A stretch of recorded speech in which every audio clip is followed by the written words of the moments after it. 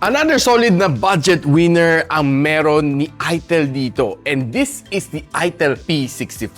Itong phone na ito is priced below 5,000 pesos and it's being powered by the Unisoc na T615. Meron siyang 5,000 mAh na battery, meron siyang 50 MP na camera, mecha design din ang kanyang back case, so gamer-centric. Plus, meron siyang 120Hz of screen refresh rate. All of that, pag-usapan natin and more after this quick intro.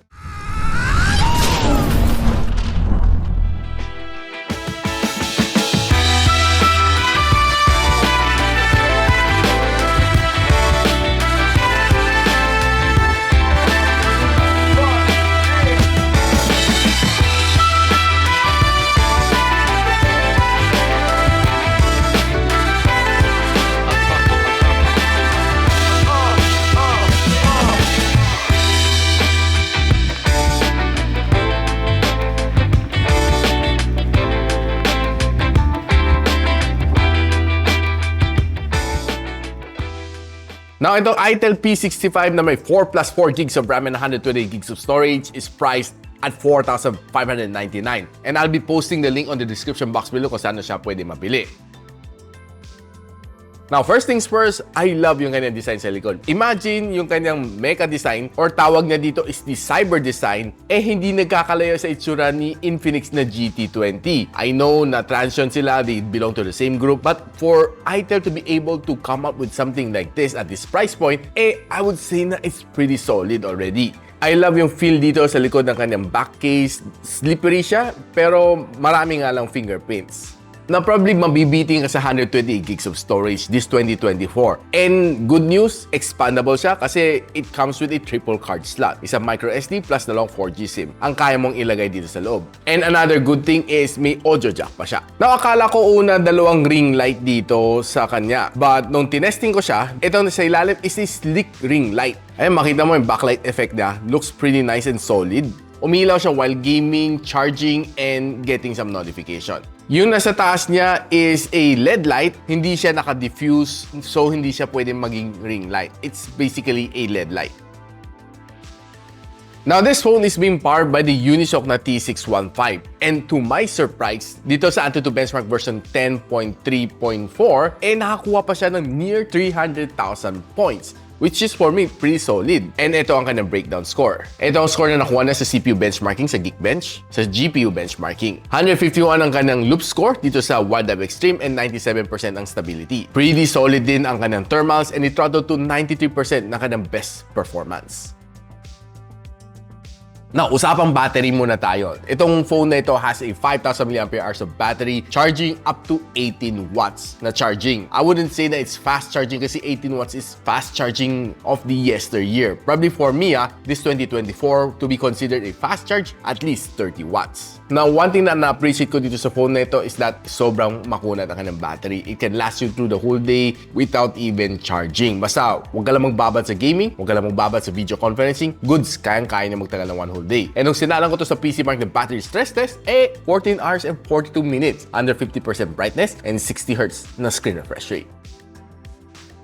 Pagdating sa display, this one has a 6.7-inch na IPS LCD. Meron siyang 120Hz of screen refresh rate, pero it can only display up to 720p. Now, if you're browsing naman sa socials dito, be it sa Facebook, sa TikTok, sa YouTube Shorts, or just simply browsing on Instagram, expect to give you a good browsing experience. Wala ka naman magiging problema dito unless sobrang bagal lang yung internet. For me, based sa aking mata, okay naman, smooth naman ang experience ko dito. If you're watching naman videos dito on YouTube, okay rin naman ang kanyang resolution. Just don't expect it to be as good as an AMOLED display, but I would say kaya naman itawid.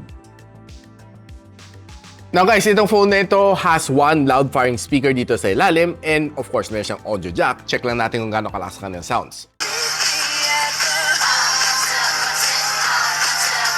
Uy, not bad I would say okay ang sound tripping dito. Average yung kanyang sound, but you can always use your favorite headphones dito or your favorite na TWS. Now, speaking of TWS, meron akong gusto i-feature dito. This is the ELEHEAR Beyond by Elevoc, makers of TWS na na-try natin before. And this is not your ordinary hearing aid. This is called a smart hearing aid. Actually, hindi ako personal nakatest nito, no? I bought this one para ibigay ko sa father ko kasi medyo humina ng kanyang hearing. Tinry ko lang siya siya personally, pero hindi ko siya ma-appreciate kasi okay naman aking hearing. So, putting this one, parang sobrang na-amplify yung naririnig ko. Parang lahat ng sound biglang pasok dito. Parang ang sakit sa tenga ko. The people na makapag-appreciate nito is yung mga medyo may hearing disability. Now, pinatry ko naman to sa father ko and tinanong ko naman kung kamusta naman kanyang naging experience. At first, sabi sa akin, parang hindi siya nasanay kasi yung ear tips dito na pinapasok sa loob ng tenga, medyo nangangati daw siya. But nung tumatagal, nasasanay siya, the good thing daw dito sa hearing device daw na ito is that okay daw siya. Nag-a-adapt daw siya sa requirement ng kanyang tenga. Now, nung ginamit na nito for more than a week, tinanong ko naman sa kanya kung kamusta na ang kanyang hearing. Sabi niya, it has improved to the point na nakakarinig na siya yung mga people talking to him on a little bit further distance. Kasi dati, pagkausap mo siya, siguro mga 2 to 3 meters away, wala na siya maririnig. No? Kailangan lumapit kami within a distance of 1 meter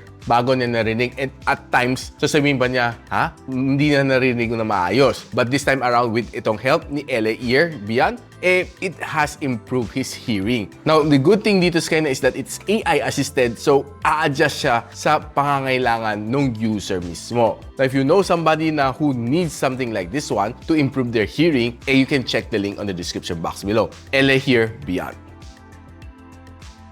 Naglaro ako ng 3 games dito on this phone. I played Honor of Kings, Farlight 84, and Call of Duty Mobile. So Honor of Kings, I would tell you na okay, maganda naman ang kanyang gameplay dito, smooth naman. But there are times na mafe-feel mo na yung mga kalaban, pag naglalaban kayo on a certain point, biglang nagte-teleport, lumalayo sa'yo. Doon ako nagtataka rin sometimes sa phone na ito na ako, okay naman experience ko. But at some certain point na pag medyo heavy na yung battle, biglang nawawala yung kalaban mo, biglang magte-teleport away. Doon lang ako naiinis dito. But overall, the game was smooth. Well, occasionally frame drops, no, hindi mo maiwasan. And okay naman ka na touch response, wala kang maging problema dito. But uminit siya up to 39 degrees Celsius, which is quite cool naman for this phone. Pagdating naman sa Farlight 84, okay naman siya for the first few minutes.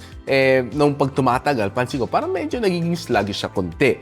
Lalo na, the time na mapapansin mo parang nagkakaroon ng frame drops pag nagda-dash ka or gumagamit ka ng sniper, parang ang tagal lumabas ang yung sniper scope. Doon na napansin ko dito sa game na ito. But overall, the gameplay was okay. Wala kang maging heavy frame drops, wala naman ganon. Nakapaglaro naman 3 VR matches dito after an hour, uminit siya up to 40 degrees Celsius. Pagdating naman sa Call of Duty Mobile, okay, the gameplay was good. But there are sometimes na napapansin ko sa game na ito is parang medyo nahirapan siya mag-swing ng left and right. I'm not quite sure kung pumipigil ba yung screen or yung gameplay mismo na hindi pa ganun ka-optimize itong chip na ito. There are times na pa nagsiswing ako, parang bitin yung pag-swing ko to the left and right. Kaya mabilis ako mapatay ng kalaban dito. And umabot siya na 42 degrees Celsius after 30 minutes of gameplay. Meron ako na-discovered na something bago dito sa ITEL P65. And meron siyang isang dedicated button dito pang gaming.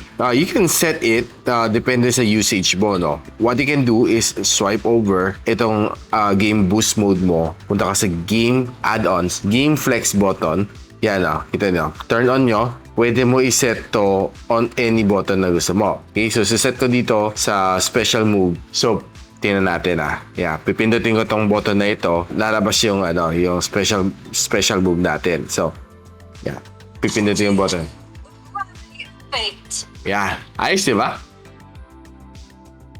Napag-usapan natin kanyang camera. This one has a 50MP na main camera sensor meron sa auxiliary lens na kasama and ang kanyang harap is a 8MP na front-facing shooter. Both the rear and front can shoot up to 1080p and 30fps. So guys, right now to check lang natin some quick shots na nakuha ko dito sa ITEL P65. And taking some outdoor shot, medyo pansin ko a little bit out of focus some of the shots na nakuha ko. But yung mga greens naman niya is quite natural naman, hindi sa saturated based on sa nakikita ko. Probably the reason kung bakit medyo blurry ang mga photos siguro is kailangan ko mag-keep ng very steady hand dito sa kanya to be able to get some nice snap. Kung steady naman kamay ko, it will be able to get me some nice snaps like this one. Pero kung malikot naman ang kamay ko, medyo ganito ang makukuha ko. So taking some shots naman sa mga dahon na may tubig, well, honestly, I would say it's pretty good naman. And taking some shots dito sa bato na ito, well, honestly, medyo hindi lang gano'ng karami ang kanyang details. I don't expect too much from this camera. So pagdating naman sa indoor low light, kaya din naman niya mag-perform as long as hindi malikot ang iyong kamay, you'll be able to get some shots like this one. Though, you'll be expecting it to be be a little bit softer than yung mga nakukuha mo on outdoors. But honestly, pag kumuha ka ng mga shots like this one and blurring all the way to the background, okay naman siya. And some portrait shot like this one looks pretty solid naman. And pag kumuha ka naman ng food shot, looks okay, but not really that yummy lang tingnan. Kung dati naman sa low light, kaya naman na mag-perform, though it's a little bit soft lang.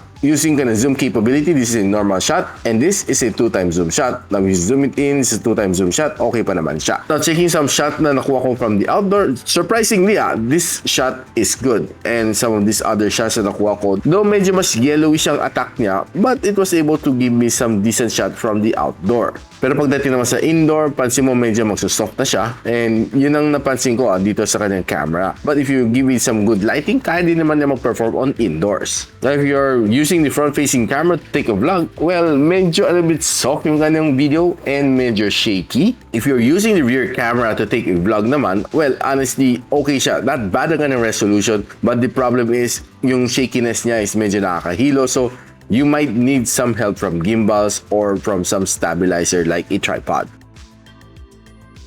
Now guys, for 4,599 with a specs like this one, I would say not bad. Itong ITEL P65. And what's nice dito sa kanya is that meron siyang cyber design dito sa likod or tawag natin mecha design. Plus meron pa siyang LED light dito sa likod which gives you extra na gamer feel dito sa phone nito, which I think not so bad for its price point. And the gaming experience is not so bad except that wag mo lang siya sasagad-sagarin sa kanyang graphical settings, talagang iinto phone na ito. The camera is just average, don't expect too much from this one. But overall for me, I would recommend this if you're looking for a very budget-friendly na gaming phone. Itong ITEL P65 can give that to you. Now if you're interested to know kung saan pwede mabili itong ITEL P55, I'll be linking on the description box below. If you like this video, don't forget to share it to your friends, and a sub to this channel is definitely awesome. I'll see you on the next one. And so, ako para si Richmond, and you're watching Gadget Sidekick. Like and subscribe to my channel. Don't forget to hit that notification bell. For one of my latest uploads, click the dito. And for one of my popular uploads, click here.